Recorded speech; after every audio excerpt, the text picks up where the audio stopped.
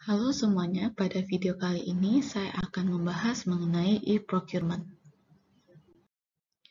Apa sih itu e-procurement?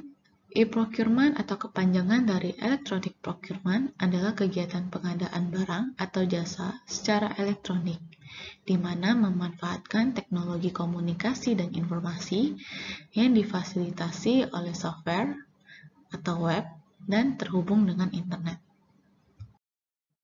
Berikut adalah komponen yang ada di e-procurement. Yang pertama adalah infrastruktur.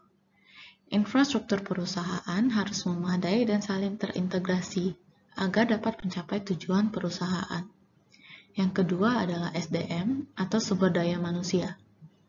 Dalam proses e-procurement memerlukan SDM yang memadai karena adanya aktivitas yang cukup banyak, dan akan lebih baik apabila proses e-procurement mendapatkan support dari berbagai departemen dalam perusahaan. Yang ketiga adalah software. Dalam proses e-procurement membutuhkan software yang memadai.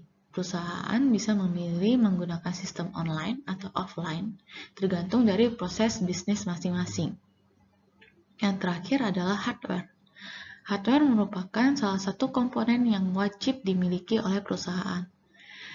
Perangkat yang dipilih sebaiknya memiliki spesifikasi yang cukup baik dan mendukung perangkat lunak yang akan digunakan nantinya. Tujuannya agar perangkat lunak berjalan dengan lancar tanpa ada hambatan. Berikut adalah prinsip e-procurement menurut Peraturan Presiden Nomor 54 Tahun 2010. Yang pertama, efisiensi. Menggunakan dana dan daya yang minimum untuk mencapai kualitas dan sasaran dalam waktu yang ditetapkan. Yang kedua, efektif. Pengadaan barang atau jasa harus sesuai dengan kebutuhan dan sasaran yang telah ditetapkan, serta memberikan manfaat yang sebesar-besarnya. Yang ketiga, transparan. Ketentuan dan informasi mengenai pengadaan barang atau jasa bersifat jelas dan dapat diketahui secara luas. Yang keempat, terbuka. Pengadaan barang atau jasa dapat diikuti oleh semua penyedia barang atau jasa yang memenuhi persyaratan atau kriteria tertentu, berdasarkan ketentuan dan prosedur yang jelas. Yang kelima, bersaing. Persaingan yang sehat, tidak ada intervensi yang mengganggu terciptanya mekanisme pasar dalam pengadaan barang atau jasa. Yang keenam, adil, tidak diskriminatif. Memberikan perlakuan yang sama bagi semua calon penyedia barang atau jasa dan tidak mengarah untuk memberikan keuntungan kepada pihak tertentu.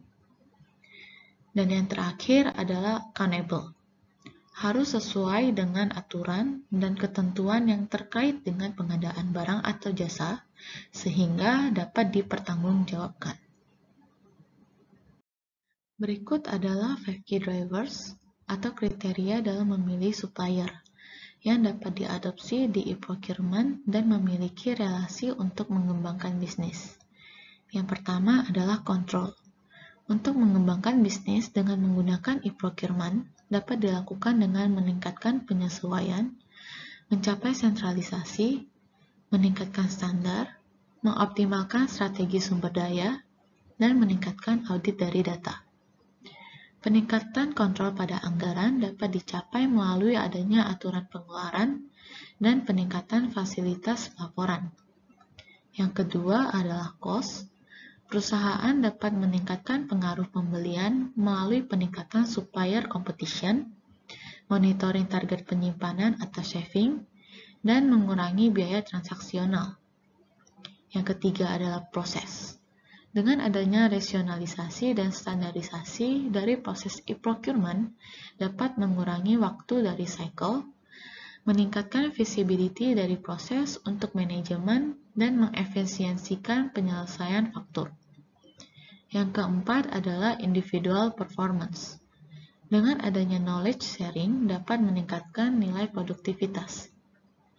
Yang terakhir adalah supplier management. Dengan adanya pengurangan jumlah supplier yang sudah tidak dapat memenuhi permintaan kebutuhan, perusahaan dapat meningkatkan manajemen, selection, dan integrasi supplier yang ada.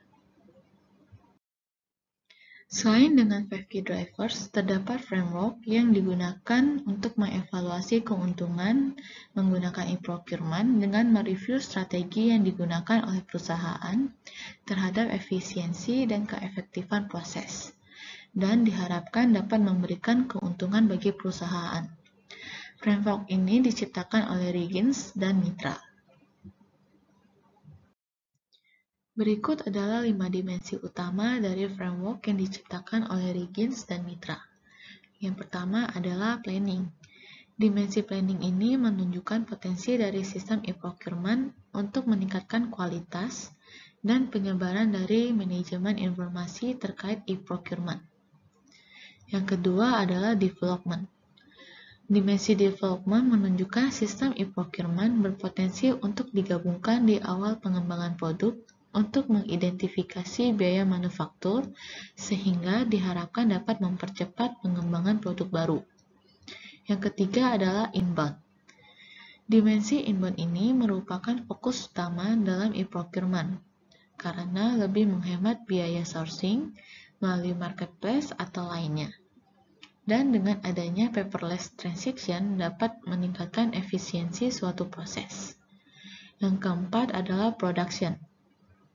Dengan adanya sistem manufaktur dan sistem procurement yang saling terintegrasi, dapat digunakan untuk memastikan manufaktur tidak dibatasi oleh ketersediaan suku cadang yang buruk. Dan yang terakhir adalah outbound. Dimensi outbound ini mengenai manajemen dari pemenuhan produk kepada customer. Dimensi ini tidak biasanya diatur dalam sistem e-procurement. Namun, permintaan atau demand perlu dievaluasi dengan menghubungkan sistem untuk mencapai efisien customer response atau ECR. Berikut adalah Digital Business E-Value Grid dari framework yang diciptakan oleh Riggins dan Mitra yang terdiri dari dimensi dan value creation yang dapat digunakan untuk mengevaluasi e-procurement yang diterapkan. Sekian video mengenai e-procurement. Atas perhatiannya kami ucapkan terima kasih.